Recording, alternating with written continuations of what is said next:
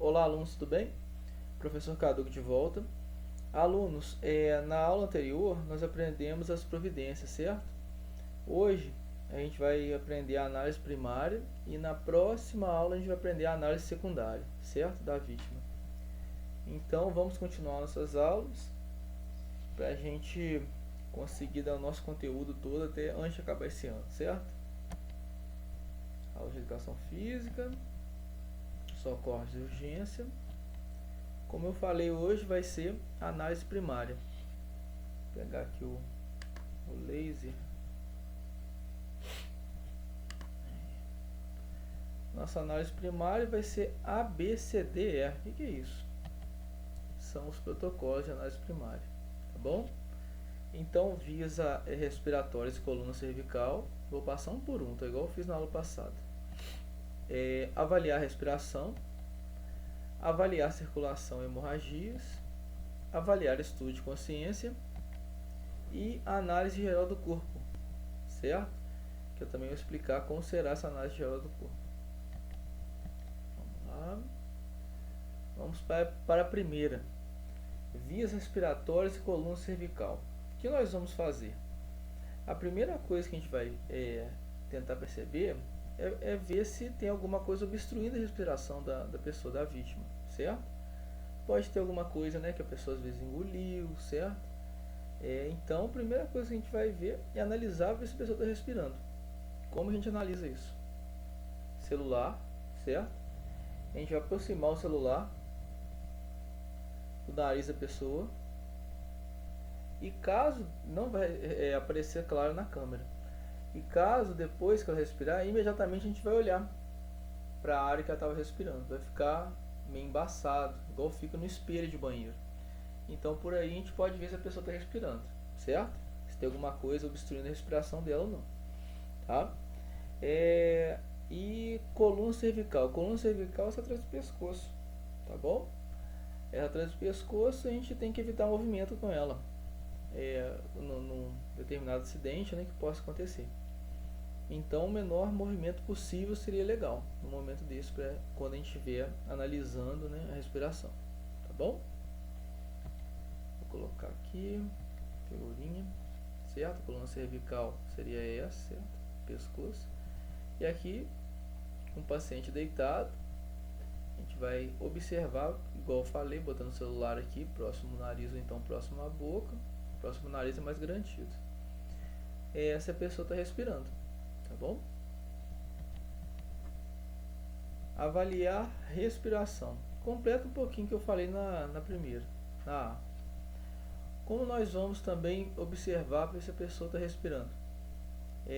Tirando o celular, certo? Que eu mostrei. Também pode ser até a tampinha de relógio, tá bom? O vidrinho de relógio tem colocando perto do nariz, dá para observar. Tem outro jeito também. A gente vai olhar a expansão do tórax, ver se o tórax está mexendo, certo? Se o paciente, claro, estiver inconsciente, né? Ou então se estiver muito apavorado, a gente vai ver como está a respiração dele. Se tiver respiração muito rápida, sinal que ele está um pouco agitado, certo? Pode ser sinal disso.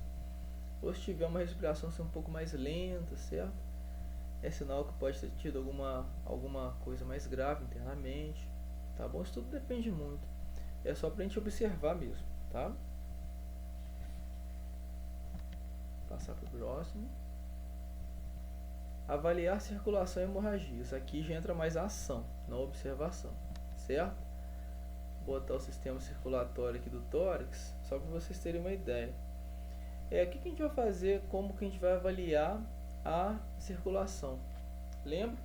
Tirar a frequência cardíaca.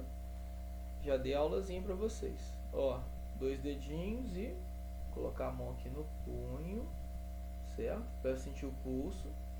Ou então, ó, entre o pombo de Adão, o gogó, né? Ou e também o maxilar, entre essa área aqui, ó, os 2 dedinhos também da mesma forma. E vamos colocar os 2 dedinhos aqui e sentir. Ver como está a frequência cardíaca da pessoa durante 1 minuto, certo? E hemorragias? Hemorragias tem que ser estancada. Lembra que eu falei que aquele macetezinho, se não tiver a luva próximo, né? Colocar uma sacolinha na mão, quebra muito galho nessas horas.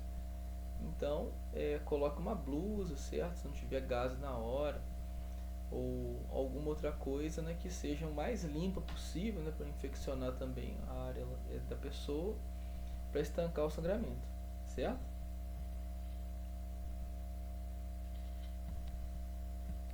Passando para a próxima.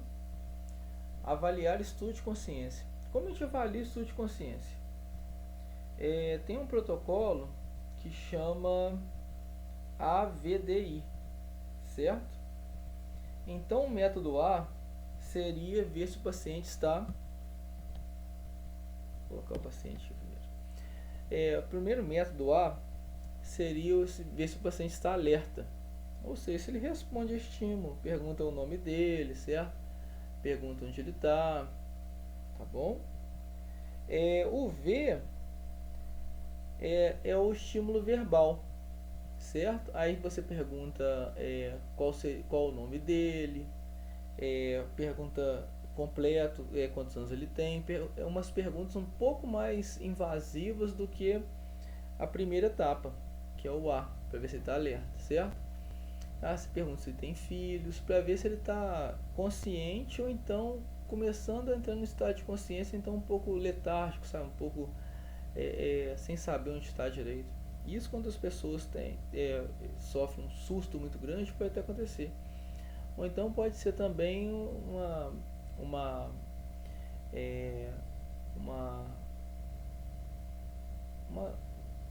como eu posso falar, um direcionamento para te falar que ele bateu com a cabeça, que ele, né, tá ficando um pouco consciente, tá bom?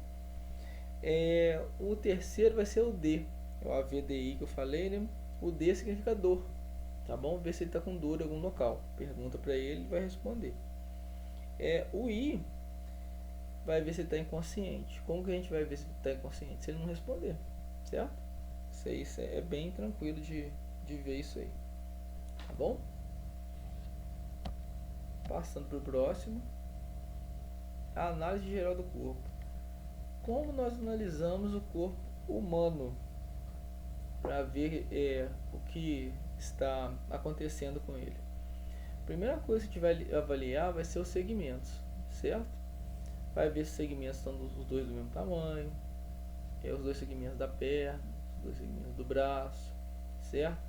Os ombros, vão ver se está da mesma altura, certo? Vamos ver se tem alguma dilatação do tórax de um lado só. Então, como o nosso corpo é simetria bilateral, ou seja, os dois lados, né, teoricamente são muito parecidos, se não iguais uns com os outros, um com o outro, melhor dizendo, então a gente tem que dar uma avaliada nisso, certo? Para ver se realmente está simétrico. E também, caso, né, tiver a oportunidade, se tiver também algum tipo de vermelhidão muito forte, se a pessoa estiver inconsciente, provavelmente, né, pode ter acontecido alguma coisa ali. Então, quando o socorro chegar, você vai saber mais ou menos informar o que houve, certo? Ele está com vermelhidão ali, está com roxo aqui, tem uma região mais protuberante de um lado. Aí você já vai dar uma referência boa para quando a pessoa chegar e fazer o socorro, para onde ela pode começar a agir, certo? Então, alunos, essa foi a aula de hoje, certo? Um pouquinho mais rápido que a anterior, para a gente ficar um pouco mais, né, ligados, também não ficar uma coisa muito arrastada, certo? Aí eu quero também que vocês façam um resumo dessa aula, igual vocês fizeram da primeira lá de socorros e urgência, certo? Obrigado pela atenção. Essa aula é estritamente para o 8º ano, como eu falei da outra também. E tudo de bom para vocês.